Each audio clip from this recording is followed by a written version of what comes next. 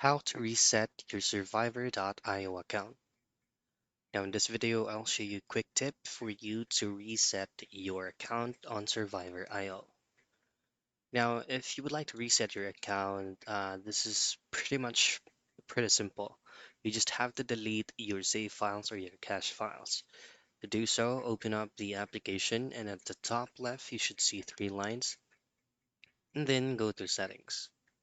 Now from settings, you should see two options below like general and account. And then if you go on account, you'll be able to have access into the account where you're logged in.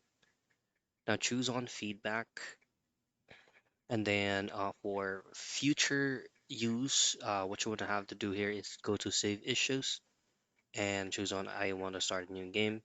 This is where you can actually find the steps on how to reset your account. But to go straight into that, just go all the way back and then choose on contact us. In here, on describing your issue, just let them know that you would like to have a fresh account, reset your account, but you would like to request on the same account. However, you would like the save files to be removed. Input the email address that you use on this account and hit on submit. Now it will be resetted depending on the queue of their customer support. But that is how you reset your survivor.io account.